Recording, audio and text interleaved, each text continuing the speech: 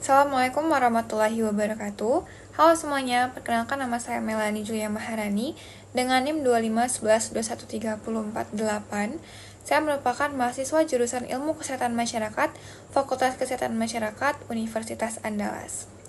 Pada kesempatan kali ini, saya akan membahas mengenai peran seorang sarjana kesehatan masyarakat dalam mencegah permasalahan gizi di Indonesia dan juga kontribusi saya di masa depan dalam pembangunan kesehatan.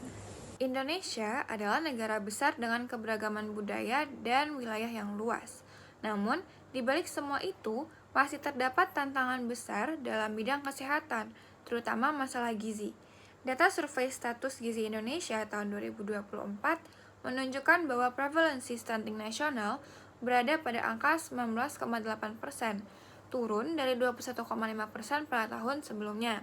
Nah, angka ini menunjukkan adanya kemajuan, tetapi permasalahan gizi belum sepenuhnya teratasi. Bahkan di beberapa daerah, contohnya itu di Nusa Tenggara Timur atau NTT, prevalensinya itu mencapai hampir 37%, jauh di atas rata-rata nasional.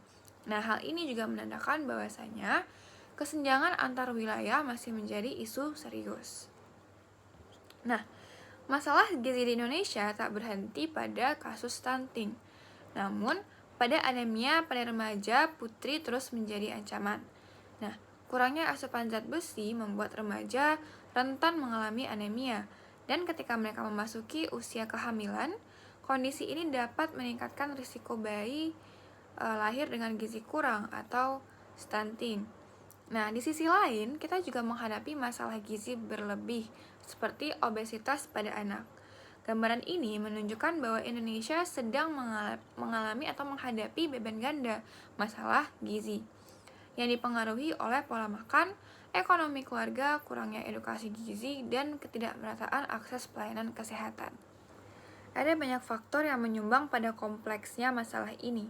Pertama, ketidakseimbangan konsumsi makanan bergizi. Nah, masih banyak keluarga yang mengonsumsi kalori tinggi tapi rendah zat gizi mikro seperti zat besi, zinc, dan vitamin. Nah, yang kedua, akses pangan yang tidak merata antar wilayah membuat keluarga di daerah tertentu sulit memenuhi kebutuhan gizi seimbang. Kemudian ketiga, minimnya literasi gizi membuat banyak orang tua belum memahami pola makan yang tepat bagi ibu hamil, balita, dan juga remaja. Nah, di atas semuanya, koordinasi di antara sektor juga menjadi tantangan. Karena masalah gizi tidak hanya dipengaruhi oleh sektor kesehatan, tetapi juga pendidikan, pertanian, ekonomi, dan lingkungan. Nah, disinilah peran sarjana kesehatan masyarakat atau SKM itu menjadi sangat penting. SKM bukan hanya bekerja di fasilitas kesehatan, tetapi lebih menekankan pada pencegahan, edukasi, dan penguatan sistem kesehatan di masyarakat. Salah satu peran utama SKM adalah melakukan surveillance gizi, memantau status gizi ibu hamil, balita, dan remaja untuk mengetahui masalah sejak dini. Selain itu, SKM juga berperan dalam menyusun program edukasi gizi, mulai dari penyuluhan tentang pola makan seimbang, pentingnya konsumsi tablet tambah darah, hingga praktik kebersihan yang memengaruhi penyerapan nutrisi. Nah, SKM juga menjadi penghubung antar sektor, bekerja sama dengan sekolah, pemerintah, desa, posyandu, puskesmas, hingga organisasi kemasyarakatan. Mereka mendorong kebijakan seperti klarifikasi pangan, penyediaan makanan sehat di sekolah, hingga pemenuhan sarana dan prasarana gizi.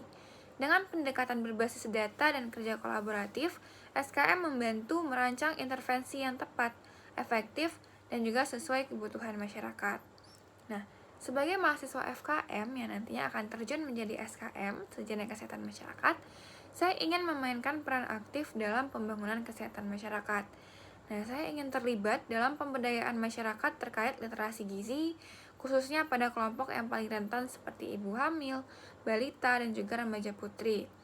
Saya juga berharap dapat berpartisipasi dalam program screening gizi di daerah dengan risiko tinggi, membantu menyusun materi edukasi yang mudah dipahami, dan mendorong berkolaborasi antara posyandu, sekolah, pemerintah, agar intervensi gizi berjalan lebih efektif.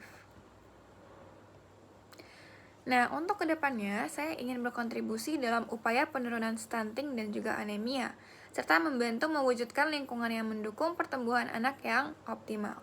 Dengan bekal ilmu yang saya pelajari, saya ingin menjadi bagian dari agen perubahan yang mendorong masyarakat menuju perilaku hidup sehat dan pola makan yang lebih baik.